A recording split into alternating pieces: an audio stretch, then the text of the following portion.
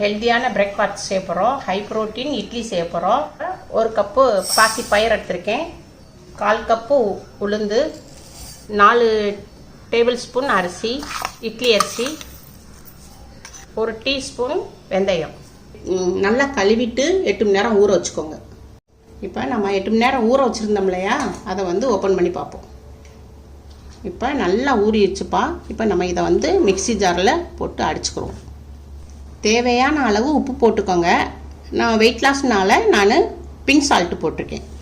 இந்த அப்படி அடைச்சிருக்கோம். நீங்கள் தண்ணி இல்லைன்னா கொஞ்சமாக ஆட் பண்ணிக்கோங்க. நான் தண்ணி எதுவும் ஊற்றலை, அதிலே எனக்கு தண்ணி இருந்தது, அதனால் நான் ஊற்றலை. நீங்கள் தண்ணி பத்தலைன்னா நீங்கள் ஊற்றிக்கோங்க. இந்த பதத்தில் இருக்கணும் இட்லிக்கு. இதை ஒரு 4 மணி நேரத்துக்கு நம்ம அப்படி வச்சிடணும். அது பொங்கி வரும். அப்புறம் அதுக்கடுத்து நான் உங்களுக்கு இட்லி ஊற்றி காமிக்கிறேன். இப்போ 4 மணி நேரம் ஆயிடுச்சு. இப்போ மாவு நல்லா பொங்கி இருக்கும். ஓப்பன் பண்ணி காட்டுறேன்.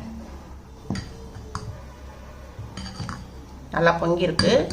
4 மணி நேரம் தான் நீங்கள் மாவை பொங்க விடணும். அதுக்கு மேலே வச்சிங்கனாக்க மாவு ரொம்ப புளிச்சு போயிடும். இட்லி பாத்திரத்தில் தண்ணி ஊற்றிருக்கப்பா. தண்ணி சூடாகட்டும். இட்லி தட்டு இருக்கு. இப்போ நம்ம இது அப்படியே மாவு ஊற்றினோம்னா இது வராது. அதனால கொஞ்சோண்டு எண்ணெயை தொட்டி இப்படி தடவிக்கோங்க.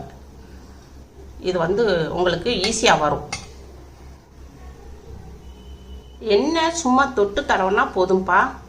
மாவு ஊற்றியாச்சு. இப்போ நம்ம இட்லி சட்டுக்குள்ளே இறக்கிடுவோம். ஒரு 10 நிமிஷம் வேகட்டும். 10 நிமிஷம் ஆயிடுச்சு. இப்போ நம்ம ஓப்பன் பண்ணி பார்ப்போம். இட்லி வெந்திருக்கான்னு சொல்லி பார்க்குறதுக்கு. வெந்துருச்சுப்பா இட்லி. இப்போ மாவுனா உங்களுக்கு கொட்டிக்கிட்டு வரும். இட்லி நல்லா வெந்துருச்சு. இப்போ கேஸ் ஆஃப் பண்ணிடுவோம். இதை ஒரு 10 நிமிஷம் ஆற விட்டு எடுக்கணும்.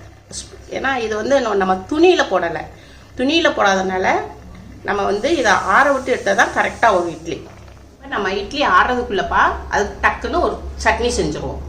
3 பட்டை மிளகாய், 1 பிடி கருவேப்பிலை, கொஞ்சோண்டு புளி, 2 வெள்ளைப்பூடு, ஒரு 5 சின்ன வெங்காயம், பொரிகடலை ஒரு 1/4 கப்பு, தேங்காய் கொஞ்சம்ப்பா, கொஞ்சோண்டு இந்த உப்பு, கொஞ்சம் தண்ணி. இதை மிக்ஸியில் அடிச்சுட்டு வந்துடுறேன். அவ்வளோதான்ப்பா, சட்னி அரைச்சாச்சு. இப்போ இட்லி ஆறி இருக்கும். இப்போ இட்லியை எடுத்துடலாம். ஸ்பூனை வச்சு இப்படி எடுத்துக்கணும்.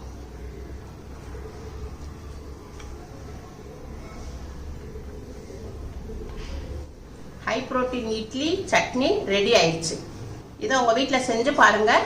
அம்மாவுக்கு லைக் பண்ணுங்கள், ஷேர் பண்ணுங்கள், சப்ஸ்கிரைப் பண்ணுங்கள்.